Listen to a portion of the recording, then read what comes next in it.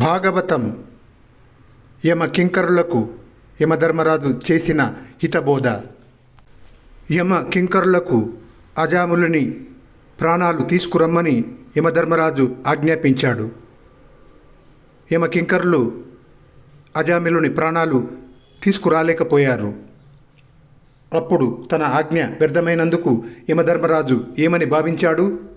విష్ణు దూతలచే ఎదిరింపబడిన తన భటులు వర్ణించిన భగవంతుని నామ ప్రభావాన్ని విని యమ కింకరులతో ఏమన్నాడు? ఇదిగాక మరి ఎన్నడైనా యమ దండనం వ్యర్థమైపోయిన సందర్భం ఉన్నదా? ఉంటే వినాలని ఉన్నది. ఈ సందేహాన్ని తొలగించటానికి మహాత్మా నీవు కాక సమర్థులు మరెవ్వరున్నారు? నా హృదయం ఆనందమయంగా అయ్యేటట్లు నీ వచన అమృతధారలు ప్రసాదించండి. ఈ విధంగా అడిగిన పరీక్షిత్తుతో శుకమహర్షి ఇలా అన్నాడు.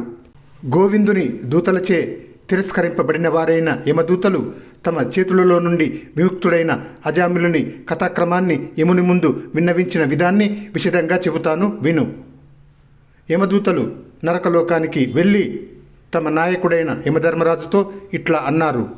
ఓ దేవా, సాత్విక, రాజస, తామస స్వభావాలతో 3 విధాలుగా ఉన్న జీవ సమూహానికి వారి వారి కర్మ ఫలాలకు తగునట్లు శిక్షించు వారులు ఎందరగలరో తెలపండి.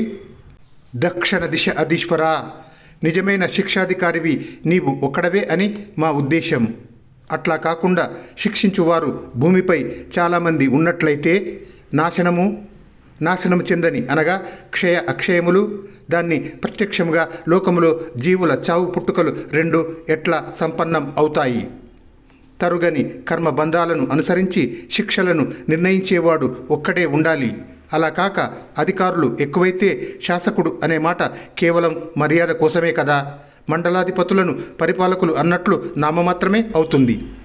ధర్మపాలన కావున నీవ ఒక్కండవు కర్తవు 3 జగంబులందు సంభావిత భూతకోటిని పరిపాక వశంబున శిక్షసేయంగాన్ నీవర శాసనంబు అఖిల నిర్ణయమై తనరారుచుండ నేడు ఈవలన్ క్రమ్మరింప మరి ఎవ్వండు శక్తుండు.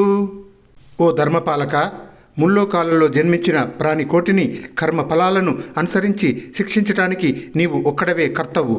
నీ శ్రేష్టమైన శాసనము సర్వ విధాల తిరుగులేనిది. నీ శాసనాన్ని మరలించడానికి ఈ లోకంలో ఎవడికి సాధ్యమవుతుంది? కర్మసాక్షి అయిన సూర్య భగవానుడు నీ తండ్రి. నీకుగాక దండించే అధికారం లోకంలో మరెవ్వరికీ లేదు.